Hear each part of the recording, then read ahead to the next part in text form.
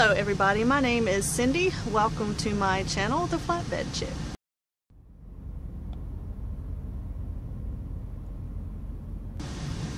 Today I'm going to talk a little bit about the differences between flatbed and reefer and why do I like flatbed better. This is actually a question from a viewer, and I hope I don't get too lengthy with this one. I think I've mentioned in previous videos a little bit about why I don't like reefer, but let me tell you about why I actually got into reefer first.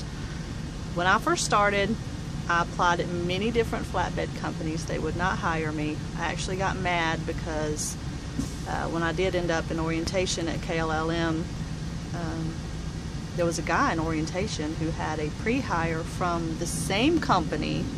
Now, we both live in the same area, okay? So he had a pre-hire from the same company that told me, "Oh, I'm sorry, we're not hiring in your area."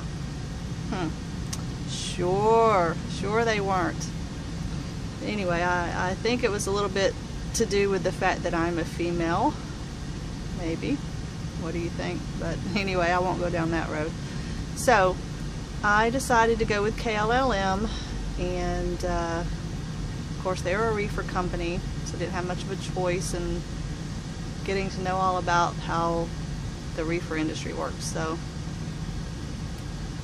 there's a lot of nighttime loading and unloading. I'm talking about 2 or 3 o'clock in the morning appointment times, and most of the time they are appointment times. Now in flatbed, you'll have a window like 7 a.m. to 4 p.m. first come first serve, which is awesome. I love it. Reefer, you have an appointment at 2 a.m. Don't get there more than 30 minutes to an hour. Some places, you know, are different than others. Before your appointment time. Oh, but don't be late. If you're late, we're going to charge you. So there you go. There's one. It was a lot of sitting and waiting to get unloaded at the docks. Usually those places are very, very busy. And even though you have an appointment time, you may sit there waiting to get unloaded for 4 or 5 hours.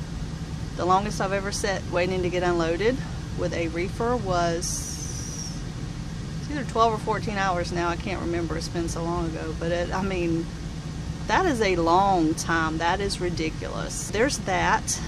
And then the fact that a lot of the reefer companies, they don't even want to deal with you. The person sitting behind the desk that you got to check in with. You know, I went in one time and, you know, I'm fairly new into the trucking business. I forgot to bring in my ink pen. So they want you to sign in, and I forgot to bring in my pen. I asked to borrow a pen. The guy was so freaking rude to me. It was unbelievable, just because I asked to borrow a pen. I mean, seriously? So that's what you have to deal with at a lot of reefer places. I've had some really bad customer service at Walmart, which I won't get into. It's one of those bite your tongue and smile type things. But that was a very frequent occurrence, pulling a reefer. Now in flatbed, they're happy to see you. You know, they're in a good mood. I guess they enjoy their job maybe more than these people that work in these refrigerated warehouses do. I don't know, but they definitely treat you a lot better. Haven't really had to wait very long in a flatbed company. I think my record is 6 hours waiting for a flatbed company to get either loaded or unloaded. That's not very often. Usually it doesn't take that long. At a reefer warehouse, like I said, they're very busy. So you will come in and there may be a dozen trucks in front of you. So you're sitting in this driveway. You can't hardly even see the guard shack because they're so far away. There's all these trucks in front of you. I've went to some places, you get in there, it's a madhouse. They look like they're going to run over you. Everybody's yelling at everybody, and it's just pandemonium. I'm like, get me out of here. You know, it stressed me out so bad. I don't want to deal with that. I don't get paid enough to deal with that. You know, I've got yelled at before because I didn't tell you to come in this gate. Well, excuse me. I thought that this was the gate I was supposed to come in. I've never been here before. Don't yell at me. You know, put up signs telling everybody where to go when they get here. You know, just silly stuff like that. in the reefer industry. Lumpers. Now, I know I shouldn't take it personally, but I don't like the fact that they charge so much to unload the trailer. Even though I'm not paying for it, it's ridiculous. And they're rude. You know, they treat you like crap. So, you know, they're not winning any points with me just by the way they act. And then the fact that they're gonna like rip off the company that pays my check every week, that didn't set very well for me.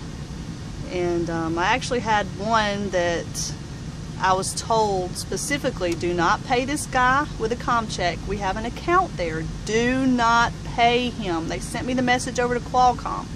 I get there, said, oh, this will be $150 or whatever it was. I don't remember the amount now. Write me a comm check. I'm sorry, sir, I can't do that. My company informed me that we have an account there. So it was a battle to get unloaded with this guy. It was ridiculous. I don't want to deal with that. Another thing with reefer companies I've never heard of before, this is absolutely ridiculous. Some places charge you an entry fee to come into their facility to deliver their products. So they have like a toll gate or whatever you want to call it. You have to pay a toll to get through their gate, to get to their warehouse, to deliver them their product. Is that crazy, or is it? Yeah, that's crazy. It's not me. That's stupid. Let's see. The list goes on and on. The reefer itself. Now, you have to babysit it.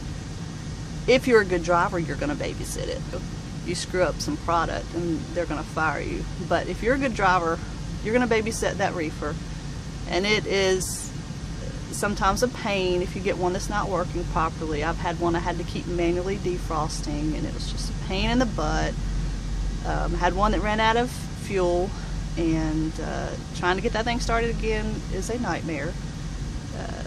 Had one that wouldn't start for another reason, and it was awful. It's constantly something going on with the reefer.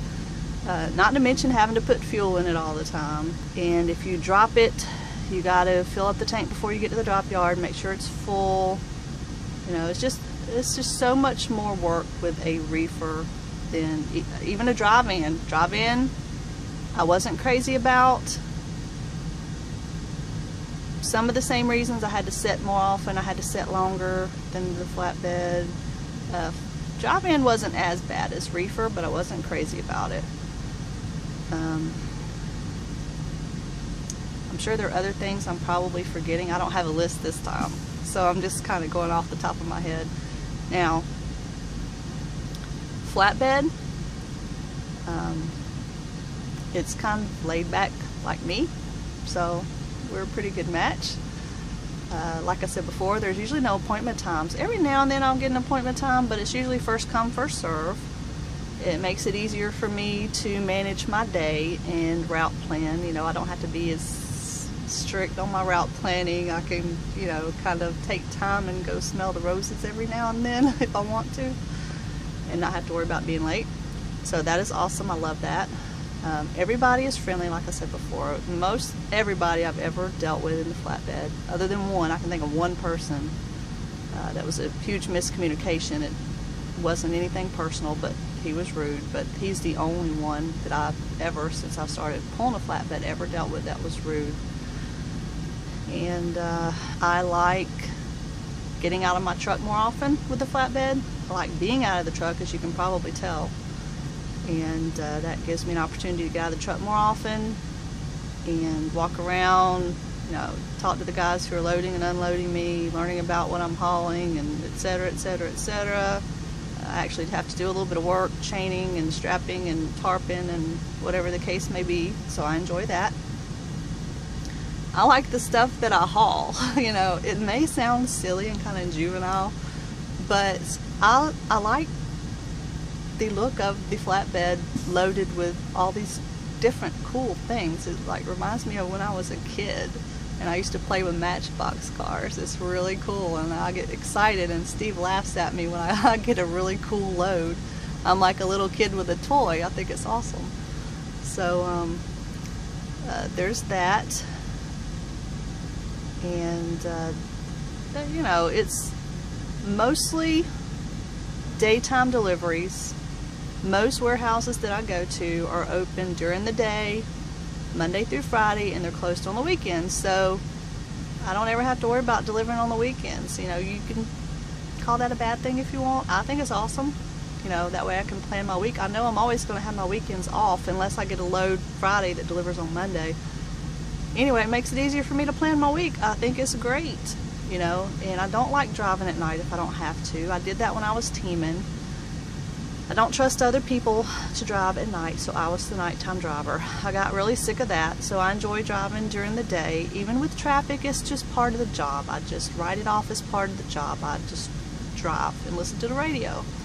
So I enjoy driving during the day. I like having warehouses are closed on the weekend, and no 3 a.m. appointment times. So that is some of the differences between reefer and flatbed. I will do another video talking more about the equipment, flatbed equipment, and all the different things that go along with deploying a flatbed in a later video. But I hope that answers your questions. I'm sure I probably forgot a few things. I will sit on this like I did the last video overnight and see if anything else comes to me, and I might add in something here and there. But thanks for the question. It was a good one. And thanks you guys for watching. As always, be safe out there. Actually, I did think of something else, and if you can't tell by the way I'm dressed, that I started this video back in June, and here it is 6 months later. Well, more than 6 months later. I'm just now finishing it. So it's been on the to-do list for a while, but I wanted to add one more thing. May sound kind of silly, but pulling an open deck trailer, I have a lot better visibility behind me most of the time. Now sometimes if I have a wide or tall load, then it's just as bad as pulling a van style or reefer style trailer. But most of the time I do have the added visibility because most of my loads are either small, low, or I can see through them. So that's pretty cool. It makes it easier to back into truck stop parking spots also, because you can see better what's behind you. The flip side of that is most of the time I keep my axle spread, so that makes it a little bit more difficult to back in. But I did want to throw that in there, and I'm going to go ahead and finish this up for you guys and post it. And if you have any more questions, just let me know and I'll try to do my best to answer them. Thanks guys. Be safe out there.